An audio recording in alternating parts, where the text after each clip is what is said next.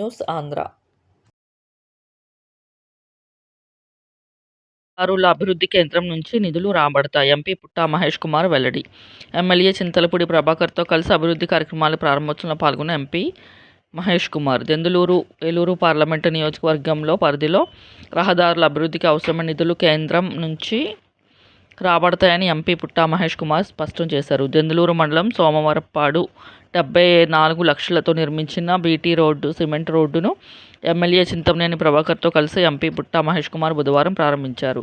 అంతకుముందు సోమవారప్పాడు ప్రధాన కూడలి వద్ద మాజీ ముఖ్యమంత్రి దివంగత నందమూరి తారక రామారావు విగ్రహానికి ఎంపీ మహేష్ కుమార్, ఎమ్మెల్యే చింతమనేని ప్రభాకర్ పూలమాలలు వేసి నివాళులర్పించారు. తమ గ్రామంలో రహదారి అభివృద్ధికి కృషి చేసిన ఎంపీ పుట్టా మహేష్ కుమార్, ఎమ్మెల్యే చింతమనేని ప్రభాకర్కు సోమవారప్పాడు ప్రజలు ఘన స్వాగతం పలికారు.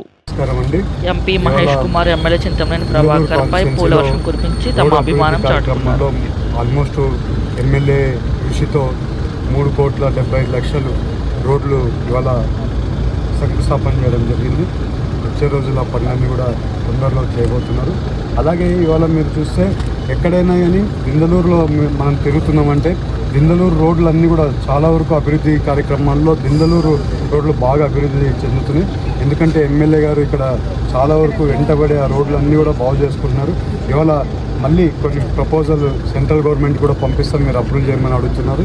ఈవెన్ సిఆర్ఐఎఫ్ నిధులతో సెంట్రల్ గవర్నమెంట్ నుంచి కూడా కొన్ని రోడ్లు పెడతామన్నారు. 100% పెట్టి అవి కూడా నిధులు తీసుకొచ్చి అవి రోడ్లు కూడా చేద్దామని ఆయనకు చెప్పడం జరిగింది. ఎందుకంటే చింతమనేని ప్రభాకర్ గారు అంటేనే అభివృద్ధి. అందుకని ఇవాళ ఎక్కడ చూసినా కూడా హోల్ దిందలూరులో చాలా వరకు అభివృద్ధి కార్యక్రమాలు బాగా జరుగుతున్నాయి. ఆయనని అభినందించాలని అవసరం అంతేనే ఉంది. అలాగే నాకు ఈ అవకాశం ఇచ్చినందుకు దిందలూరు ప్రజలకి అలాగే ప్రతి ఒక్కరికి పేరు పేరున ధన్యవాదాలు, నమస్కారం.